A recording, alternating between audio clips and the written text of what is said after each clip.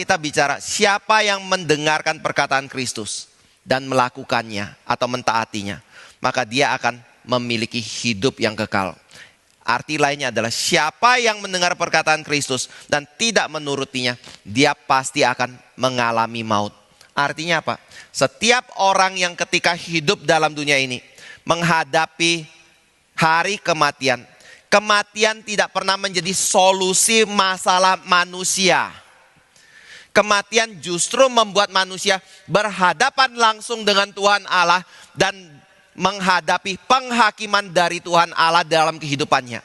Pada waktu kita menghadap Tuhan Allah di dalam penghakiman yang akan Allah lakukan dalam kehidupan kita, maka menjadi pertanyaan adalah, dia ada di dalam Kristus atau dia tidak ada di dalam Kristus? Kalau kita ada di dalam Kristus, maka kita seperti orang yang masuk ke dalam bunker, di mana Kristus melindungi diri kita. Bunker melindungi diri kita dari ancaman kemarahan Tuhan Allah.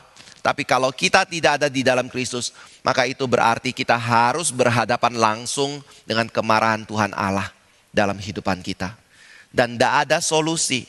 Makanya Alkitab berkata, setiap orang yang ada di dalam Kristus, kita akan ada di dalam hidup yang kekal. Tetapi setiap orang yang ada di luar Kristus, mereka akan mengalami kematian yang kekal. Tapi mungkin kita akan tanya kayak gini, kematian kekal? Ya nggak apa-apa lah, yang penting mati kan. Maksud mati itu apa? Siapa yang di sini bisa mengetahui apa yang dipikirkan oleh orang mati? Kita melihat orang mati tidak mungkin meresponi terhadap keadaan kan. Kita melihat orang mati tidak mungkin bisa meresponi terhadap panggilan kita. Dia juga nggak mengalami rasa sakit dan segala macam. Lalu mungkin kita pikir nggak apa-apa, yang penting kalau kita mati dalam dunia ini ya sudah kita mati kayak gitu. Lalu ketika kita sudah mati berhadapan dengan Tuhan, Tuhan bicara kematian kekal, berarti kita juga mati. Matinya gimana? Matinya seperti orang mati di dalam dunia yang nggak bisa meresponi keadaan yang ada. Bapak Ibu Saudara yang kasih Tuhan, sayangnya nggak seperti itu ya. Alkitab bicara setiap orang yang mati di dalam Tuhan akan hidup. Hidup berarti ada kesadaran.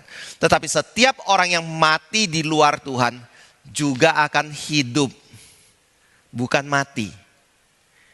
Kitab suci berbicara seperti ini ya. Pada waktu manusia mati, memang jiwanya itu terpisah dari tubuh. Lalu yang jiwa orang yang di dalam Kristus akan dipersatukan bersama dengan Kristus. Kita bisa lihat ini dari kalimat yang Yesus katakan di beberapa tempat kitab suci. Misalnya di dalam Lukas pasal 23.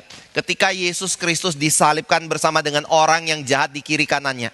Yesus bicara kepada salah satu penjahat yang ada di sisinya. Hari ini juga engkau akan bersama-sama dengan aku di Firdaus. Misalnya di dalam Yohanes 14 ayat 1-3 Yesus juga berkata bahwa ketika kita mati di dalam Kristus, sebenarnya kita akan ada bersama-sama dengan Kristus. Misalnya kalau Bapak Ibu bisa lihat di dalam kalimat Paulus juga, ketika dia diperhadapkan dengan pilihan antara hidup dan mati, dia bingung mana yang dia harus pilih. Karena hidup bagi Kristus, tetapi ketika mati dia berkata, aku pun dipersatukan bersama dengan Kristus. Jadi pada waktu kita mati di dalam Kristus, kita bisa sadar satu hal, jiwa kita itu tidak binasa, tapi jiwa kita akan dipersatukan dengan Kristus. Lalu yang mati di luar Kristus bagaimana? Alkitab bilang jiwa mereka akan dilempar ke dalam neraka dan akan ada di dalam neraka. Dua-duanya dalam kondisi yang sadar. Dua-duanya dalam kondisi yang menanggung akibat dari kehidupan mereka yang ada di dalam dunia ini. Lalu pada waktu dikatakan ketika Yesus datang kedua kali. Apa yang terjadi pada waktu manusia mati sebelum Yesus datang kedua kali? Itu bukan final. Kapan finalnya? Yaitu pada waktu Yesus datang kedua kali. Dan ketika Yesus datang kedua kali, Alkitab bilang, yang hidup di dalam Kristus, jiwanya akan dipersatukan dengan tubuh yang baru. Seperti tubuh Kristus. Dan masuk ke dalam kekekalan langit dan bumi yang baru. Tetapi orang yang hidup di luar Kristus, jiwanya akan dipersatukan dengan tubuh lagi fisik. Dan dia akan dilempar selama-lamanya di dalam neraka. Jadi pada waktu kita bicara, orang di luar Kristus akan mengalami kematian. Kematian di sini bukan bicara mengenai kehilangan jiwa, pemusnahan jiwa, kehilangan kesadaran seperti itu. Bukan.